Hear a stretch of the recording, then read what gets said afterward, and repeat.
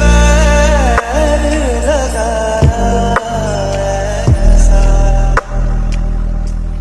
रहा ना मैं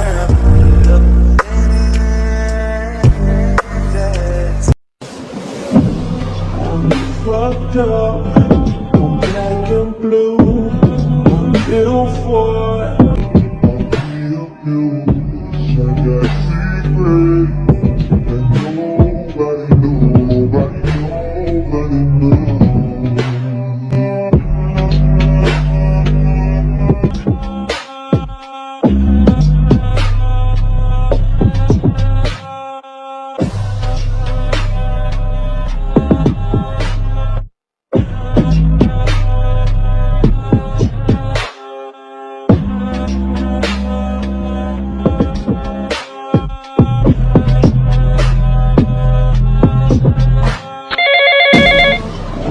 Fucked up, I'm black and blue, I'm ill for it. Hello, I'll be sir. I got secrets Okay. that nobody knows.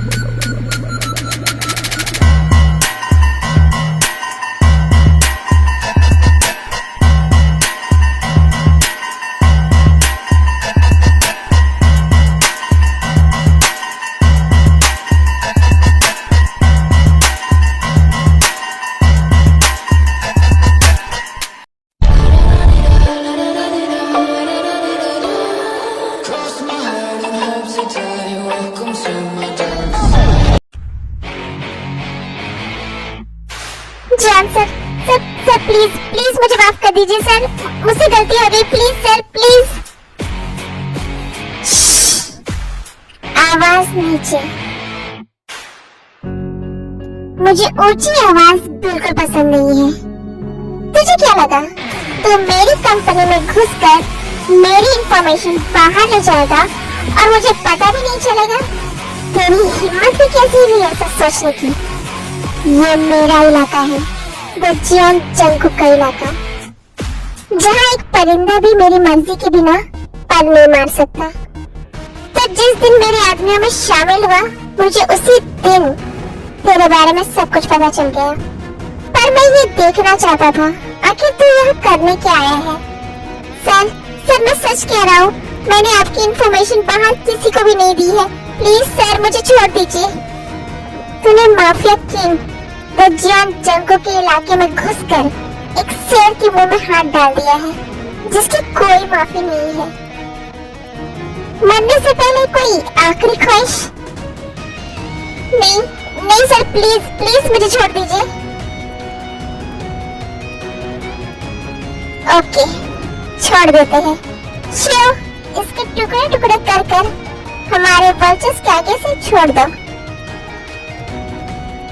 नहीं please.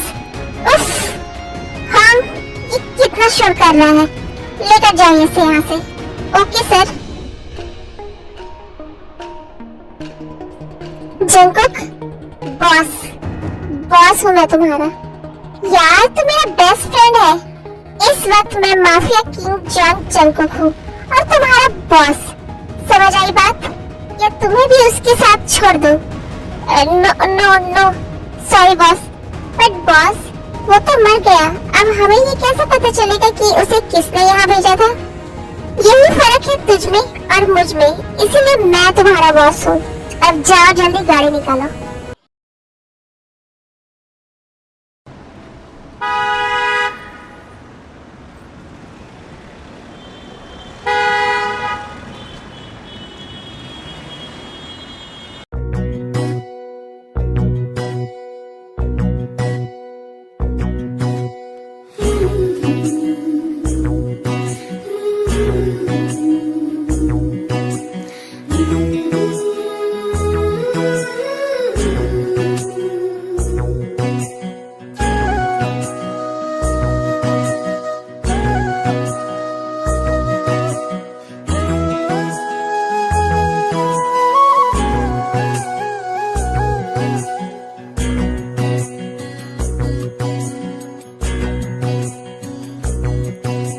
जो ना कह सके तुम,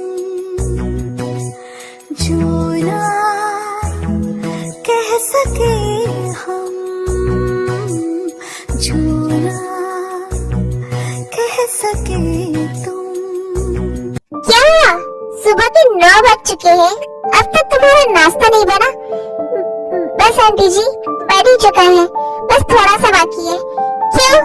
क्यों बाकी है? क्या कर रही थी तू सुबह से? मुझे पता है सोई भी होगी। तुझे पता है ना मेरे बच्चों के कॉलेज जाने का टाइम हो चुका है। तुझे ना फ्री का खाना खाने की आदत हो चुकी है। पता नहीं क्यों गॉड ने मेरे ऊपर इस मनहूस को डाल दिया। पैदा होते ही अपनी माँ को खा गई और तेरा बाप खुद तो मर गया और तुझे मेरे सर पर छोड़ गया। बोझ कहीं की। अभी आंसू बहाने वाली नौटंकी बंद कर और फटाफट नाश्ता तैयार कर और मेरे नहाने का पानी भी गर्म कर दे जल्दी से। पर आंटी जी मैं तो सुबह 5 बजे ही उठ गई थी। घर की सफाई करने और बर्तन धोने की वजह से नाश्ता बनाने में थोड़ा लेट हो गया। तो ये सब बोलकर मुझे क्या बताना चाहती है कि हम तुझसे बहुत काम करवाते हैं? नहीं आंटी जी मेरा वो मतलब नहीं था। तो good morning mom. Good morning बेटा। मॉम जल्दी ब्रेकफास्ट लगवाइए, मेरी फ्रेंड्स आई हुई हैं। हाँ बेटा तुम जाओ उनके साथ बैठो, मैं अभी ब्रेकफास्ट लगवाती हूँ। Okay mom. अब तू मेरा मुंह क्या देख रही है? हाँ जल्दी जल्दी अपने हाथ चला और ब्रेकफास्ट रेडी करके उनके पास ले जा, काम चोर कहीं की।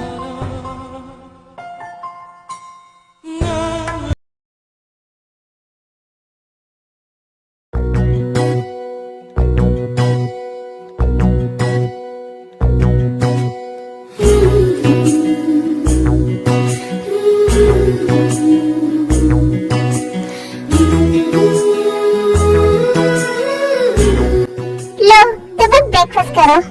रोज ये कौन है यार? इतनी ब्यूटीफुल, बिल्कुल किसी परी की तरह लग रही है। ये हमारी नौकरानी है। क्या हुआ? अब यहाँ खड़ी होकर हमारी बातें सुनती रहोगी कि जाओगी यहाँ से?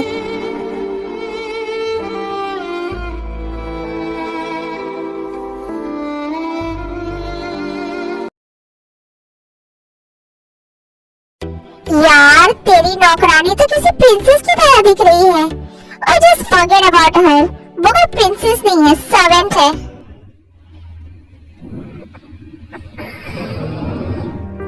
सारा काम जल्दी जल्दी खत्म कर लेती हूँ, फिर मुझे नहाना भी है। आज दादी के साथ मुझे चर्च जाना है। उफ, इस लड़की की खूबसूरती देखकर ना मैं अपना कंट्रोल खोने लगता हूँ। मन तो करता है उसे ऊपर से नीचे तक।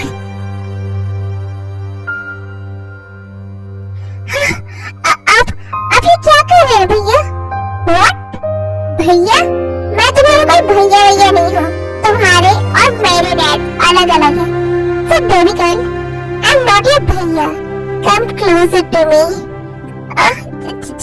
छोड़िए मुझे।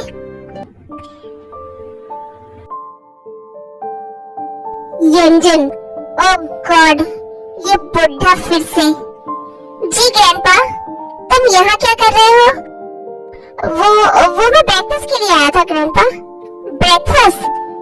हम लोग ब्रेकफास्ट डाइनिंग टेबल पर करते हैं, ना कि किचन में। या एक्चुअली मैं यहाँ जूस की बोतल लेने आया था। तो बोतल लो और जाओ यहाँ से। मुझे मेरी बच्ची से कुछ इम्पोर्टेंट बात करनी है। ये बुढ़ा भी ना जब भी मैं तेरे के आसपास होता हूँ पता नहीं कहाँ से टपक जाता है। क्या हुआ? खड़े क्यों हो? जाओ यहाँ से। बच्चा मुझे तुमसे कुछ बात करनी है। दादू मुझे पता है आज आप मुझे चर्च लेकर जाने वाले थे ना, पर मैं अभी तक नहाई नहीं हूँ। सुबह से इतना काम था ना, तो मुझे पता है बेटा, इन लोगों ने इस घर की मालकिन को ही इस घर की नौकरानी बनाकर रख दिया है और मैं कुछ कर भी नहीं पा रहा हूँ अपने बच्चे के लिए। कोई बात नहीं दादू, अपने घर का काम करने से कोई नौकर थोड़ी ना बन जाता है। और अगर मैं घर का काम नहीं करूँगी तो मैं क्या करूँगी? सारा दिन बैठी बैठी बोर हो जाऊंगी। बेटा तेरी इसी मासूमियत का सब लोग फायदा उठा रहे हैं। दादू आप इतना परेशान क्यों हो रहे हैं? मैं ठीक हूँ। आप छोड़िए ये सब बातें, चलिए मैं आपके लिए नाश्ता लगा देती हूँ। नहीं, पहले तुम आओ मेरे साथ, मुझे तुमसे कुछ बात करनी है। उसके बाद हम दोनों एक साथ नाश्ता करेंगे। जी दादू।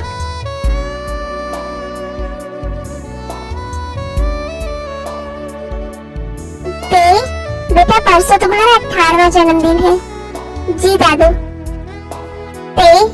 मैंने तुम्हारे लिए कुछ फैसला लिया है जो तुम्हारे लिए बहुत अच्छा रहेगा, और मैं चाहता हूँ तुम मेरे इस फैसले को मान लो, क्योंकि मैं अब और तुम्हें ऐसे नौकरों वाली जिंदगी जीते हुए नहीं देख सकता। दादू, जब मेरा जन्म हुआ तो मेरी माँ मुझे छोड़कर चली गई। मैंने उन्हें देखा तक नहीं है, और जब मैं 5 साल की थी तब पापा भी मुझे छोड़कर चले गए। तब से आप ही मेरे माँ और पापा दोनों हो। मैं आपसे नहीं पूछूंगी कि आपने मेरे लिए क्या फैसला किया है, क्योंकि मुझे पता है आप मेरे लिए हमेशा अच्छा ही सोचेंगे। तुम परसों 18 साल की हो जाओगी, और मेरे बिल के हिसाब से उस दिन तुम इस पूरी प्रॉपर्टी की अकेली वारिस बन जाओगी। जब तुम्हारी मॉम तुम्हें छोड़कर चली गई तो तुम्हारे पापा को लगा कि तुम बहुत छोटी हो और तुम्हें एक माँ की जरूरत है, तो उसने अपनी सेक्रेटरी से शादी कर ली, जो कि पहले से ही शादीशुदा थी और उसके 2 बच्चे भी थे। वो लड़की मुझे बिल्कुल पसंद नहीं थी। उसने अपने पहले पति को भी धोखा दिया था। मैंने तुम्हारे पापा को बहुत रोका, पर न जाने उस लड़की ने तुम्हारे पापा पर ऐसा क्या जादू कर दिया था। उसने मेरी एक नहीं सुनी और ले आया इस कमीनी औरत को शादी करके इस घर में, और आते ही इसने अपना असली रंग दिखा दिया। तभी मैं समझ गया कि ये कभी तुम्हारी माँ नहीं बनने वाली है। उसने तुम्हें स्कूल तक जाने नहीं दिया, तुम्हें अनपढ़ बनाए रखा, तुम्हें इस घर के बाहर कदम तक नहीं रखने दिया, ताकि तुम्हें दुनियादारी की कोई समझ भी हो पाए। और मैं कुछ नहीं कर पाया, पर एक चीज मेरे हाथ में थी, ये पूरी प्रॉपर्टी, जो कि मैंने बिना किसी को बताए तुम्हारे नाम कर दिया। पर अब मुझे डर लग रहा है बेटा। परसों जब ये पूरी प्रॉपर्टी तुम्हारे नाम हो जाएगी, तो ये लोग तुम्हें डरा धमका कर सब कुछ अपने नाम करवा लेंगे, और मैं ऐसा नहीं चाहता। इसलिए पर दादू, मैं इन पैसों का क्या करूंगी? ये मेरे लिए किसी काम के नहीं है। अगर वो लोग सारे पैसे लेकर खुश हो जाएंगे तो मैं खुद ही ये सब उन्हें दे दूंगी। बेटा तुम बहुत भोली हो। जो लोग ये जानते हुए कि तुम इस घर की मालकिन हो तुम्हें नौकरानी बनाकर रखते हैं, जरा सोचो जब सब कुछ उन लोग का हो जाएगा तब वो क्या करेंगे तुम्हारे साथ? तब तो वो एक दिन भी तुम्हें इस घर में रहने नहीं देंगे, और मैं अपने जीते जी ऐसा नहीं होने दूंगा। इसलिए मैं परसों ही तुम्हारी शादी करवा दूंगा। क्या शादी? हाँ बेटा शादी। मेरे बचपन का एक दोस्त है, तू उसे नहीं जानती, वो अब सियोल में रहता है। बहुत सालों से वो यहाँ नहीं आया है। आखिरी बार जब तेरे पापा की मौत हुई थी तब वो यहाँ आया था। वो हमेशा मुझसे कहता रहता था कि ये परी यानी कि तू मेरे ही घर जाएगी, मेरे पोते की बहू बनकर। क्या? हाँ बेटा, जब तू 4 साल की थी तब उसने तुम्हें पहली बार देखा था और कहा था कि इतनी खूबसूरत एंजल तो वर्ल्ड में दूसरी नहीं है, और वो अपने पोते से तुम्हारी शादी करवाएगा जब दोनों बड़े हो जाओगे। उसका पोता बहुत ही बड़ा बिजनेसमैन है। यह सच कहूँ तो कोरिया का सबसे बड़ा बिजनेसमैन है। बहुत अमीर लोग हैं और बहुत सुंदर भी है देखने में। पर दादू, क्या वो मुझ जैसी लड़की से शादी करना चाहेंगे? क्या मतलब? दादू, आप तो अच्छे से जानते हैं मुझे पढ़ना लिखना नहीं आता, यहाँ तक कि मुझे खुद का नाम लिखना भी नहीं आता। मुझे घर के काम के सिवा और कुछ भी नहीं आता। यहाँ सब लोग मुझे अनपढ़ और गंवार कहते हैं। मुझे तो शहरी लोगों की तरह रहना और कपड़े पहनना भी नहीं आता दादू। और आप कह रहे हैं कि वो बहुत बड़े लोग हैं, तो क्या वो मुझ जैसी अनपढ़ और गंवार लड़की से शादी करना चाहेंगे दादू? बेटा, तो क्या हुआ कि तुम्हें पढ़ना लिखना नहीं आता, पर तुम बहुत मासूम और खूबसूरत हो। जो सबका ख्याल रखती है, सबकी केयर करती है और बहुत स्वादिष्ट खाना बनाती है। ऐसा खाना कि सब अपनी उंगलियों तक खा जाए। ऐसी प्यारी लड़की से भला कोई शादी करना क्यों नहीं चाहेगा? मेरे दोस्त ने कहा है उसका पोता शादी के लिए तैयार है। सच दादू, क्या सच में उन्हें मेरे बारे में सब कुछ पता है और तब भी वो मुझसे शादी करने के लिए रेडी है? हाँ बेटा, वो लोग बहुत अच्छे लोग हैं। मेरे दोस्त ने तो अपने पोते की तस्वीर भी भेज दी है। दादू, मैं नहाने जा रही हूँ। अरे ये फोटो तो लेते जाओ। लो, मुझे देखकर बताना लड़का कैसा लगा। जी दादू।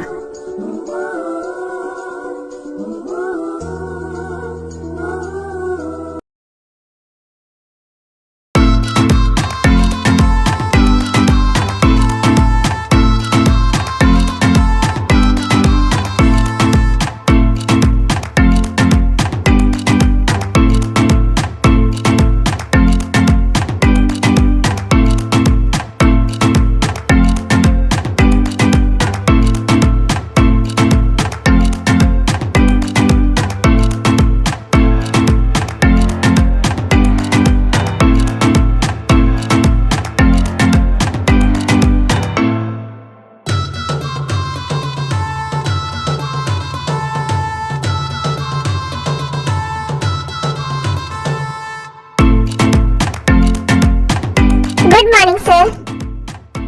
शिव, आज यूएस वाली क्लाइंट के साथ मीटिंग है ना हमारी? यस बॉस, आज लंच टाइम का शेड्यूल सेट हुआ है। ओके, फाइल रेडी है ना? यस बॉस, बस रीचेक करना बाकी है। What? Are you out of your mind Shiv? अभी रीचेक बाकी है, बट क्यों? क्या कर रहे थे तुम? तुम्हें पता है ना, मुझे अपने काम में इस तरह की लापरवाही बिल्कुल पसंद नहीं है। ऐसे ही मैंने इतना बड़ा एम्पायर खड़ा नहीं किया है। I just hate people who are irresponsible. Actually boss, मुझे डील की कुछ पॉइंट्स समझ में नहीं आ रही थी, जिस वजह से फाइल कंप्लीट होने में लेट हो गया। तो तुम मुझसे पूछ नहीं सकते थे? वो बॉस, आपने ही तो मना किया है कि आपको घर पर कॉल ना करें। लाओ फाइल दो मुझे।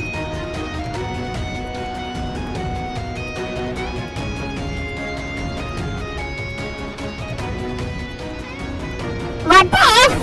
ये क्या है शिव? इसमें सारे पॉइंट्स कंप्लीटली इम्परफेक्ट हैं और कुछ तो रॉन्ग भी है। ओह गॉड, इतने सारे कनेक्शंस। क्या है ये शिव? आई थिंक अब तुम्हें काम करने में कोई इंटरेस्ट नहीं है। तुम्हें एक लंबी छुट्टी की जरूरत है।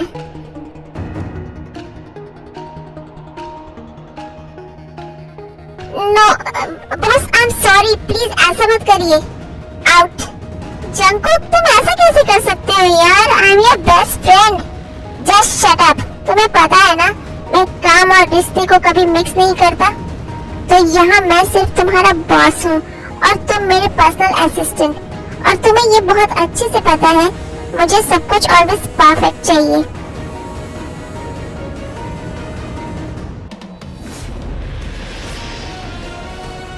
मुझे इम्परफेक्ट चीजों से सख्त नफरत है, चाहे अब वो कोई इंसान हो या कोई काम। अगर वो परफेक्ट नहीं है तो वो जॉन जंकुक की लाइफ में होने के काबिल नहीं है।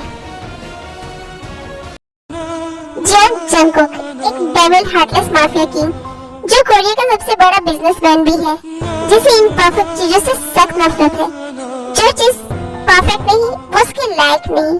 क्या वो एक ऐसी लड़की से जो पूरी तरह से इम्परफेक्ट है प्यार कर पाएगा, या ये शादी तय के लिए एक सजा बन जाएगी?